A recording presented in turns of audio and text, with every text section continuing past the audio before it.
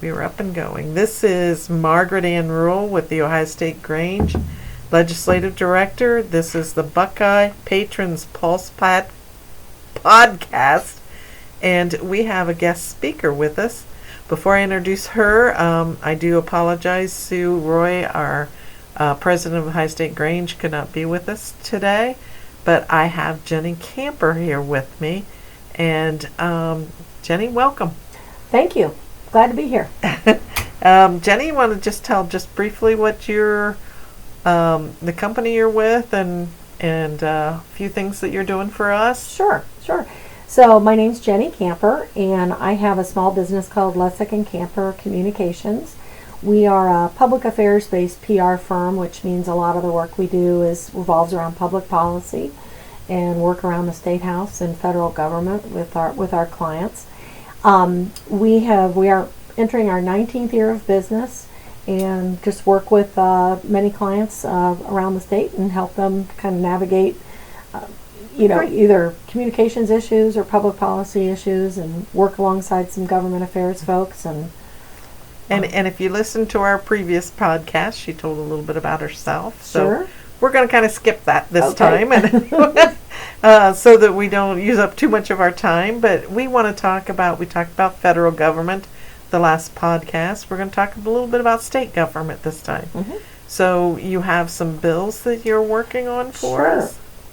Yes. So First of all, we have kind of an exciting time right now. In Ohio, it's election time, and all of our statewide office holders are up for election, as well as some of our House members and Senate members. So right now is a quiet time around the State House because they're all out campaigning. And I was a former state rep, so I kind of understand that. Yes, Margaret's nodding her head as I say that. So folks are out campaigning right now, and we shall see what the outcome is of all this in November. Yes. But it's expected that a lot of the statewides will probably the incumbents will probably prevail. There's an interesting races going on at the Supreme Court level, so that'll be interesting to see the outcomes there. So I just hope everyone's paying attention to what's going on in your own district and get out and vote. One of the things, though, when the legislature does return in November, which they will after election time, we're working on Ohio House Bill 135. Yes. And this is a bill that addresses what's called accumulator adjuster programs that health plans include in their plan.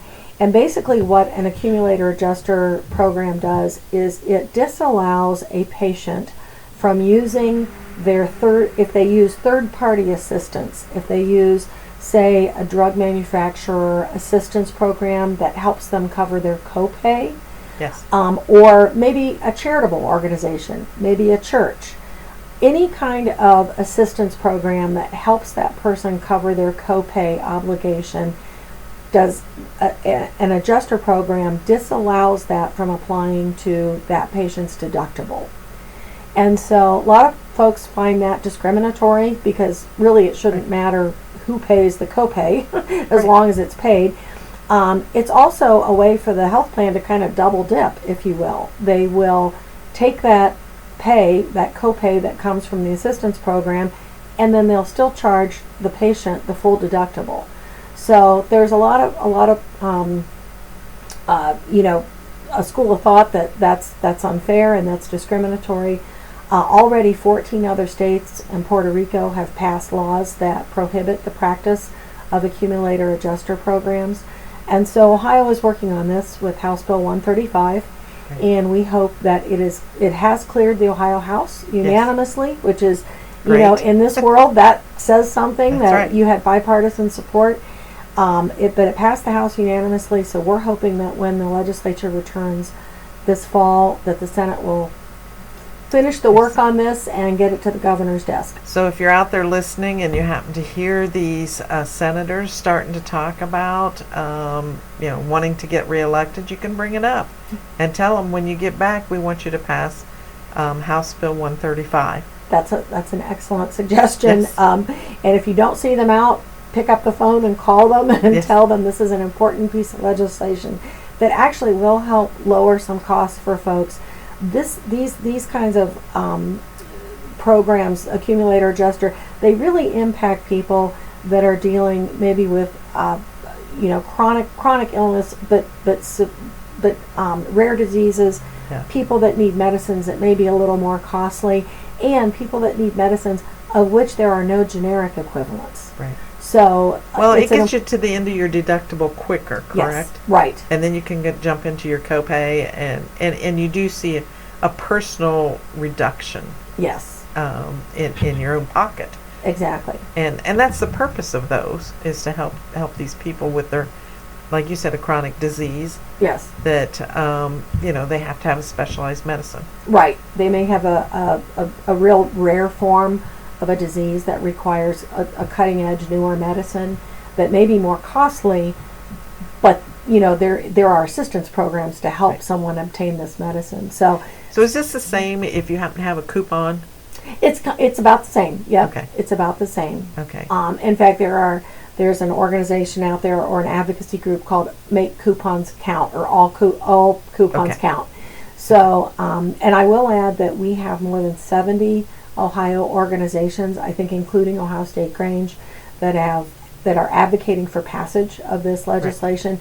These are organizations that represent physicians, different medical groups, but also cancer groups, heart health groups, mental illness, a lot of patient advocacy groups that are hoping that this gets passed. So the ones that are against it, though, is probably the insurance companies? Yeah, Okay. they're and they are trying to say things like, oh, this will drive up premiums. In the other states where this has passed, it's Yeah. very small. Any kind of increase is almost negligible. Or they'll say this is just a way that, drug companies are trying to steer people to very expensive medicines.